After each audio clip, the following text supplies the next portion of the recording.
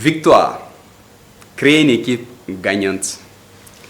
14e qualité dans le leadership de Kirikou, dans le chapitre qui enseigne le profil d'un grand leader. La première qualité d'un leader est la construction d'une équipe gagnante. Le leader qui échoue à construire et à créer une équipe qui gagne, il a beaucoup à apprendre au sujet de leadership.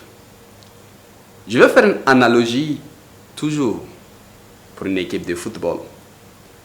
Un chef d'entreprise qui était PDG et en même temps fondateur de la boîte n'a pas de résultats. Disons que l'entreprise a des résultats médiocres.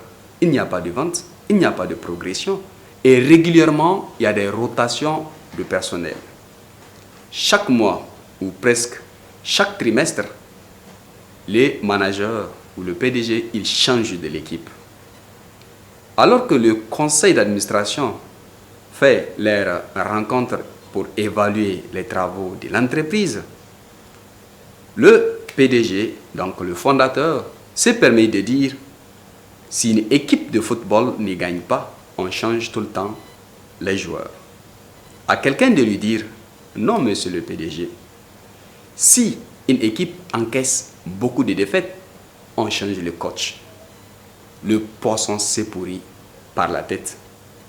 Cette expression l'a fait réfléchir et alors, il avait compris qu'il y a un problème dans son management, dans son leadership.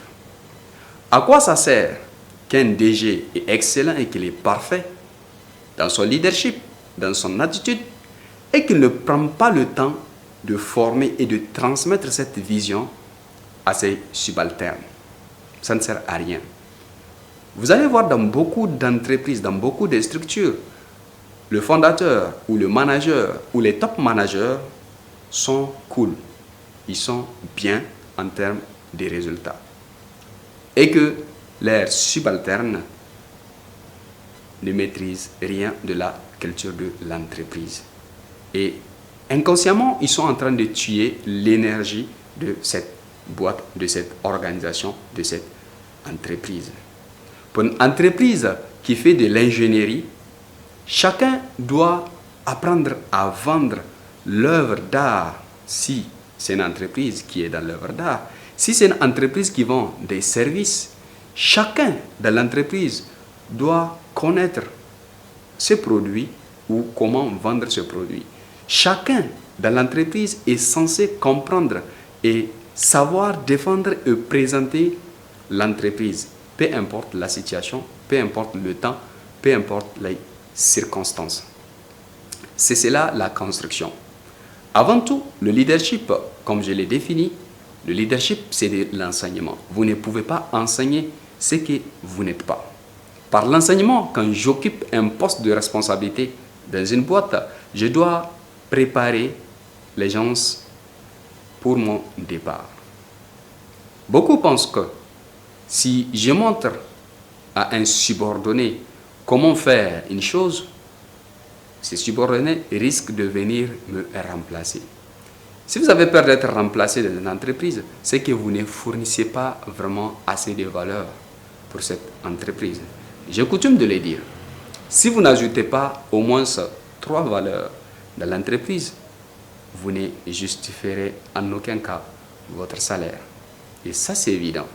Vous devrez être en mesure d'ajouter de la valeur, de montrer aux subordonnés comment les choses sont ou comment les choses se font. Dans une entreprise, chaque personne est un nœud de l'entreprise. Chaque membre de l'entreprise, chaque membre de l'organisation est un nœud de l'organisation. Peut-être c'est par le biais de l'informaticien qu'on aura le plus gros client ou disons le plus grand chèque de l'année. Pas forcément l'équipe marketing qui doit avoir l'idée la plus innovante. D'où chacun doit vraiment participer à la créativité et à la création d'une culture d'entreprise adaptée à votre contexte. Voilà pour tout ce qui est victoire et équipe gagnante. Ne l'oubliez pas, la création d'une équipe gagnante, ça doit être la première qualité d'un leader. Un leader qui échoue à créer une équipe gagnante, il a beaucoup à apprendre au sujet du leadership. Je vous donne rendez-vous donc dans la prochaine vidéo pour découvrir une autre qualité pour devenir un grand leader.